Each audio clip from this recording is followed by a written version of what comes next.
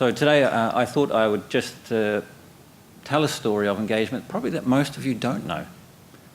And hopefully from the telling of that story, there'll be some lessons in there that may be useful from today going forward. Engaging Quake claimants in community networks. I don't know if any of you have read Rebecca Solnit's book, A Paradise Built in Hell.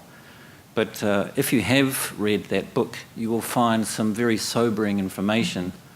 You'll probably also find that humanity doesn't learn a lot from history. But she writes in that book, just as many machines reset themselves to their original settings after a power outage, human beings reset themselves to something altruistic, communitarian, resourceful, and imaginative after a disaster. The possibility of paradise is already within us as a default setting. I don't think there is anybody in this room or this city or beyond the city that doesn't have a story to tell about how people got on and helped after the disaster. I certainly remember with clear vision 3 marquees set up on front lawn, 3 barbecues, set there for 2 weeks, and people just turned up and cooked for whoever else turned up to eat. So we had neighbours that you knew, neighbours that you didn't know. We had plumbers, we had tractor drivers, we had council workers, we had anybody and everybody turning up after they have been shoveling silt. I must admit, on some afternoons there wasn't a lot of work done after the barbecue because a few beers would come out as a result, but engagement was there, living and breathing. We didn't need to be taught. Of course, when everyone went back to work and the realities of life and work came back to us all, I guess business returned to a living hell. Business as usual, business in silos. Everybody in this room knows that, knows what it feels like. It's a very difficult position, and sometimes incredibly difficult, almost impossible to get away from. We can't, sorry, no we shouldn't, we're not allowed to. Have you made an appointment? I can't tell you, it's not on my computer. You'll need to OIA that, I think. Did you bring a DRA? Sorry, just waiting for your scope. We'll let you know. You'll need that in writing. That's confidential. I'm sorry, I can't find your file. Could you call back later?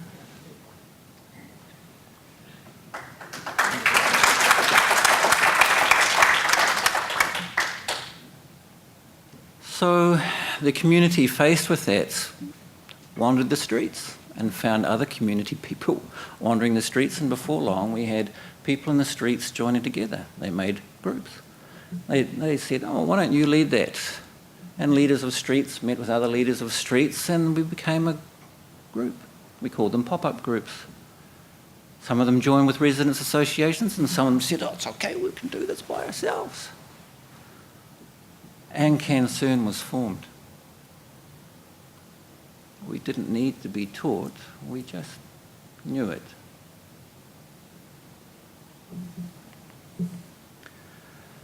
Over time, as we were trying to deal with, or talk to, or engage with the systems and processes which seemed to be very difficult, we came to the realization that we needed to sort of really clarify what we're after. We don't think these were difficult things to ask for. Accurate and timely information, effective networks, face-to-face communication with people who made shit happen. I had to borrow that from Leanne. If you know her, she'd appreciate that.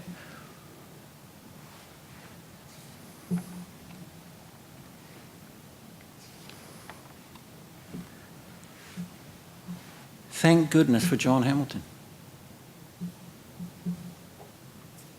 After the February quake, and we were still getting those strange phone calls or sort of that big barrier, John Hamilton on his, we think he came in on a big white horse. Maybe we made that up. But he didn't continue business as usual under civil offence. He didn't make it impossible to ask for the moon.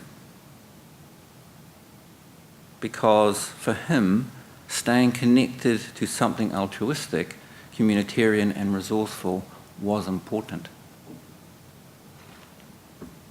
So he took the time. Every Monday and Tuesday, the community leaders would send CanCERN their issues.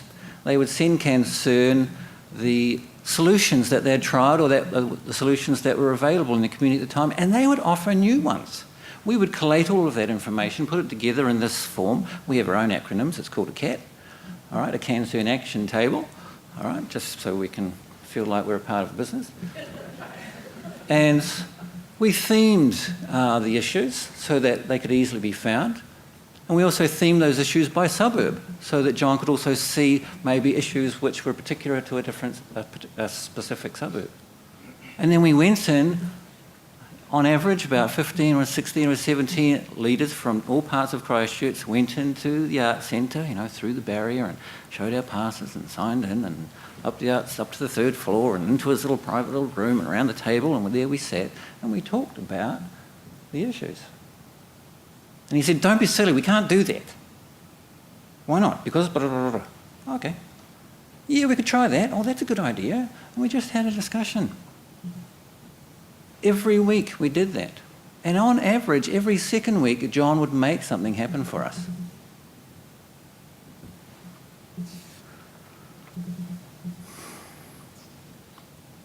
It's a good feeling when something happens when you've been a part of it. John Hamilton gave us regular access to information. He was open, honest and fair. As best as he could, his team prioritised the best interests of the residents, an efficient communication vehicle that gave our leaders in the community at large hope, because everyone could see their issues and solutions going somewhere, and something happened as a result. A time of great collaboration, open and transparent communication, and genuine face-to-face connection. Together we found the best solutions that were possible at the time.